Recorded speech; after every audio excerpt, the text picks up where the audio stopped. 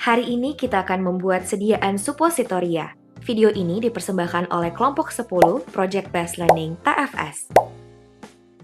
Pertama, disiapkan alat, neraca analitik, water bath, cawan porcelain, cetakan suppositoria, deep freezer, aluminium foil, dan yang terakhir, wadah obat. Selanjutnya disiapkan bahan yang akan digunakan, yaitu aminofilin, butylated hydroxytoluene atau BHT, ceraflava, parafin liquid, dan oleum kakao. Sekarang kita masuk ke cara kerja pembuatan suppositoria metode cetak tuang atau fusion molding. Disiapkan timbangan analitik, kemudian pastikan timbangan berada pada posisi 0 sebelum digunakan. Kedua, ditimbang semua bahan sesuai formula. Diambil aminofilin dan dimasukkan ke dalam neraca analitik. Dilakukan hal yang sama pada bahan lainnya. Ketiga, diambil BHT, kemudian dilarutkan dengan kurang lebih 1/3 bagian dari oleum kakao. Keempat, dipanaskan ceraflava menggunakan water bath hingga meleleh sempurna. 5. Dimasukkan campuran BHT dan oleum kakao, kelelehan ceraflava lalu diaduk hingga homogen. Keenam, ditambahkan sisa oleum kakao sedikit demi sedikit sambil diaduk hingga homogen. 7. Diturunkan cawan porselen dari water bath. 8. Ditambahkan aminofilin lalu dipanaskan sebentar sambil diaduk hingga homogen. 9. Dituangkan campuran kecetakan suppositoria yang sudah diolesi parafin cair. 10. Didinginkan dengan dimasukkan ke dalam deep freezer hingga membeku.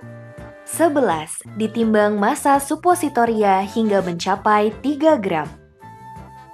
12. Dibungkus suppositoria dengan aluminium foil. Dan yang terakhir, dimasukkan ke dalam wadah dan diberi etiket.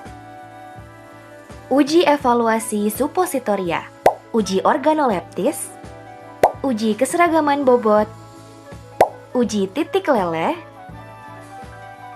uji waktu hancur,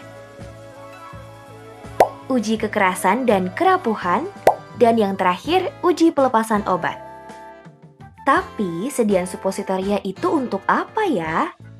Untuk terapi lokal maupun sistemik? Alternatif bagi pasien yang sulit menelan obat, membantu pemberian obat pada pasien muntah atau tidak sadar, dan menghindari iritasi lambung. Selain metode cetak tuang, terdapat 2 metode lain dalam pembuatan suppositoria, yaitu metode penggulungan atau hand shape. Massa dibentuk menjadi bola dan digulung silinder panjang di atas lempeng atau papan datar. Kemudian, bentuk silinder tersebut dipotong sesuai dengan ukuran yang diinginkan dan ujungnya dibentuk mengeruncing menggunakan spatula. Metode penggulungan ini berbeda dengan metode lainnya karena dalam proses pembentukannya dilakukan secara manual menggunakan tangan atau spatula, sehingga tidak dibutuhkan cetakan atau proses pemanasan. Selanjutnya adalah metode cetak kompresi. Pertama, dicampurkan seluruh bahan hingga diperoleh massa yang homogen. Kedua, dimasukkan massa homogen ke dalam cetakan suppositoria hingga terisi penuh.